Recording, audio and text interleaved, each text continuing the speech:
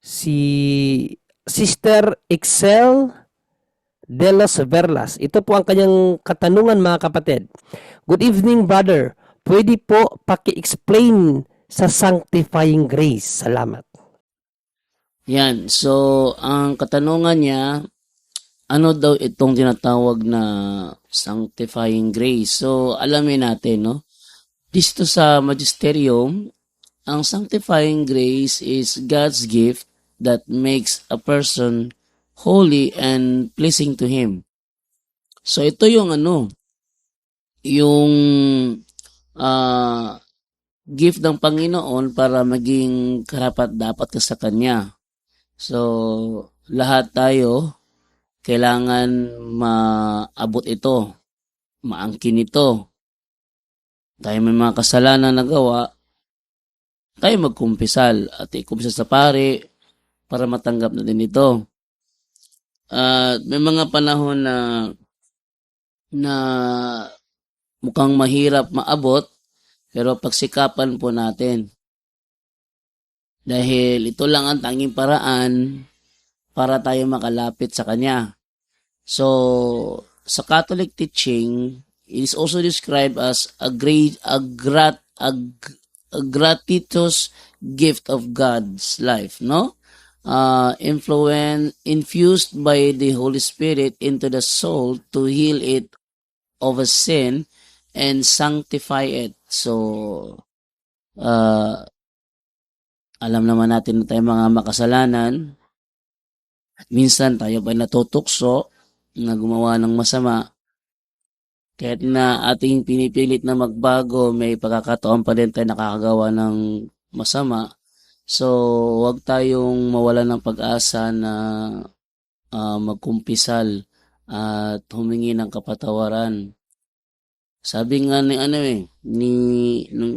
na pag tayo nagkakasala, para tayo isang batang nadadapa sa putikan, no? Nadadapa sa putikan, o sobrang paglalaro, tayo'y nadadapa. Kaya, kailangan natin maglinis. Kasi tayo nadapa, naputikan tayo, kailangan natin maglinis.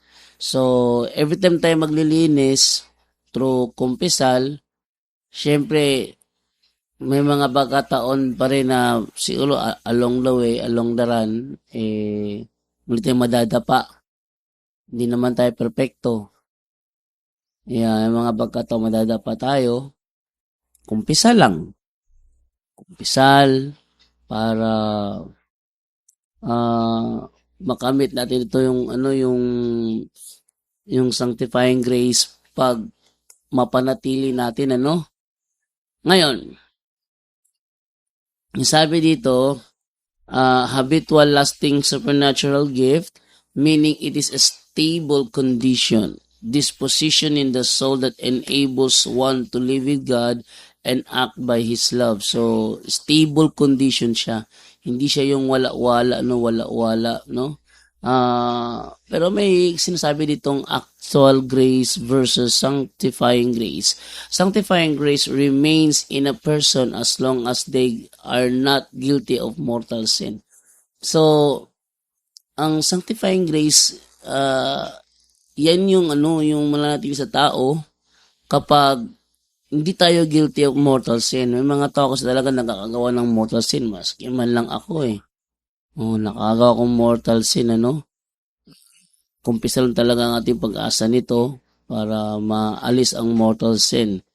Actual grace is help God gives for specific moments to do or avoid an action, and it lasts only while the person is doing or avoiding that action. So yung ating tatanggap pala is actual grace. Yung tatanggap natin pagkatapos ng kumpisal is actual grace. Actual grace pala yun. So, it lasts only while the person is doing or avoiding that action. So, ibig sabihin is, mananatili siya at mawawala siya pag, pag, pag nagawa mo ulit yung maling nagawa mo, it lasts only while the person is doing or avoiding that action. Pero kung mapanatili mo sarili mo sa sa grasya ng Panginoon, tawag na itong sanctifying grace. Ito yung dito ngayon sa sa magisterium. So, atin mo na pakinggan kung paano ito ipapaliwanag ng mas malinaw ni Brother Angel Santos. Well, ang sabi ng simbahan diyan, ang sanctifying grace po, no? Sabi rito, is a permanent supernatural gift that resides in the soul, transforming it and making it holy. So, maumpisa po yan, actually matatanggap mo yan hanggat hindi ka nga, yun nga, no? Hanggat hindi ka nabibinyagan. Ang source niyan, unang-una po, marireceive mo yan sa baptism. No? O tsaka, at the same time, yung baptism na yan, siyempre after ng paglaki ng tao, marireceive mo yung sanctifying grace. Pagiging banal ba? No? Paglilinis ba? So, pag sinabing supernatural kasi, hindi mo nakikita, but makifeel mo yan dahil nga doon sa unang-una yung pagbinyag, no? Pagbinyag sa atin. At habang lumalaki po tayo, no, kailangan i-maintain mo yun. Paano mo ma-maintain yung sanctifying grace o pagiging banal? Kaya nga sabi ni Father Abe Arganyosa ba yun? Si Father ng CFP. Ang sabi niya, no, ang tao kasi minsan nawawala sa sanctifying grace niya kapag nagkakasala, right? So nawawala yung pagkabanal. So pag actually iisa yan sabi dito, is often called a state of grace. So nasa state of grace ka pa rin. Ibig sabihin, wala ka ng mortal sin, no? Prayerful life. So, maunang matatanggap mo yan sa binyag. But at the same time, habang lumalaki yung tao, kasi nga nagkakasala. So, medyo nawawala yun. No? Sanctifying grace mo, state of grace. Kaya doon papasok din yung confession. Sacrament of reconciliation. So, doon sa confession na yun, doon bumabalik, sabi nga ni Father Abe, so, banal ka na uli. Sabi niya. So, magiging banal ka uli. Pagkatapos po ng confession, yun na nga. So, nagiging banal ka uli. So, in a simple words, pag sinabi natin sanctifying grace, ito po ay grasya na nanggagaling sa Diyos sa pamamagitan ng mga sakramento, sa pamamagitan ng pamumuhay ng prayerful life. No? So, supernatural kasi yun. Feel mo lang yun. And nag-uumpisa yun, unang-una nga, ulitin natin, doon sa binyag. And then, mako-continuous mo yan. No? Hopefully, hanggang sa pagkamatay ng tao, yung sanctifying grace na galing sa Diyos, kayang-kaya mo yung i-stay sa'yo kung ikaw ay siguraduhin natin na lagi tayo doon sa tinatawag na sacrament of reconciliation or confession.